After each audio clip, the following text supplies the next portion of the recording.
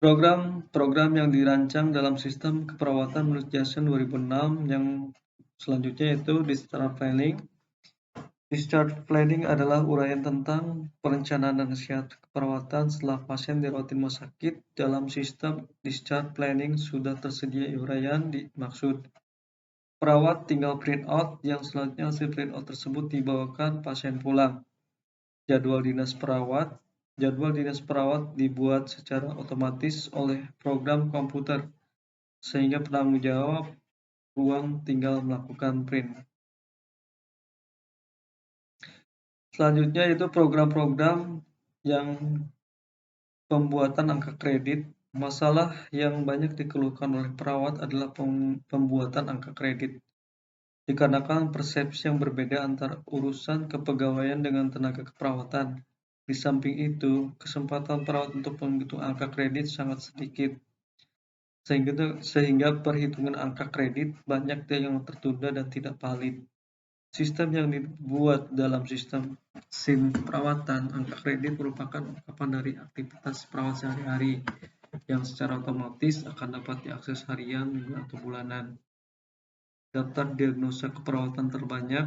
Daftar diagnosa keperawatan direkapitulasi oleh sistem berdasar sistem perawat sehari-hari. Perhitungan diagnosa keperawatan bermanfaat untuk pembuatan standar asuhan keperawatan.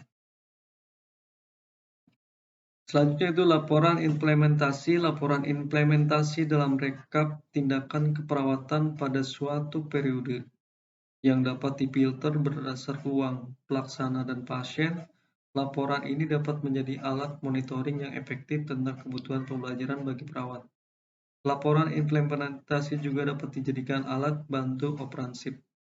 Selanjutnya itu laporan statistik. Laporan statistik yang dimunculkan oleh sistem informasi manajemen keperawatan adalah laporan berupa bor, loss, toy, dan PTO di ruang tersebut.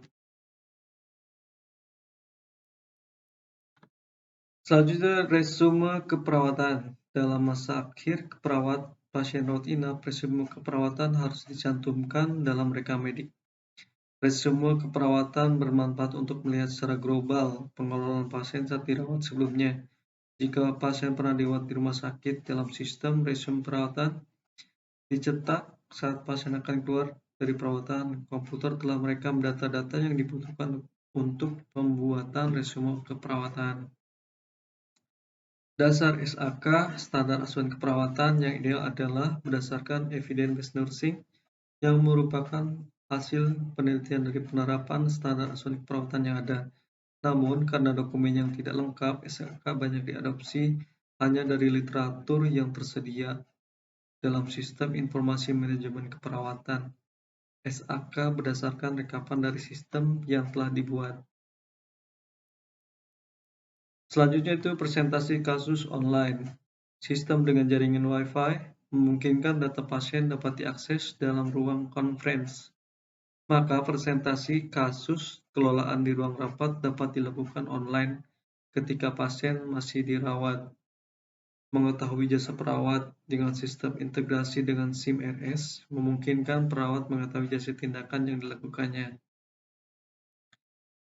Monitoring tindakan perawatan dan monitoring aktivitas perawat manajemen keperawatan dalam mengakses langsung tindakan-tindakan yang dilakukan oleh perawat dan mengetahui pula masing-masing perawat telah melakukan aktivitas keperawatannya apa. Program-program yang dirancang selanjutnya itu laporan SIP. Laporan SIP merupakan rekapan dari aktivitas yang telah dilakukan dan yang akan dilakukan oleh perawat tergantung sistem mana yang akan dilaporkan pada masing-masing pasien. Kemudian monitoring pasien oleh kepala ruangan saat sedang rapat.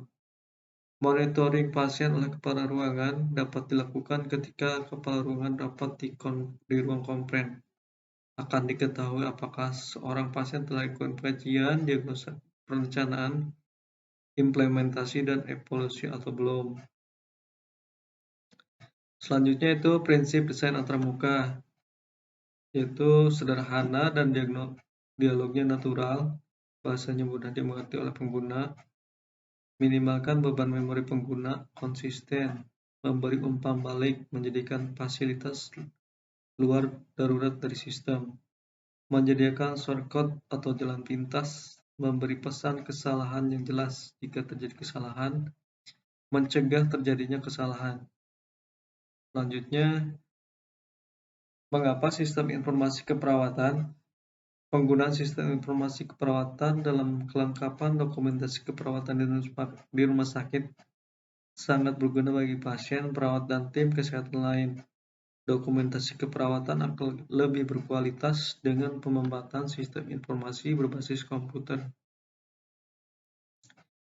Keunggulan sistem informasi keperawatan yang pertama, memudahkan pengelola data dalam proses keperawatan atau analisis data.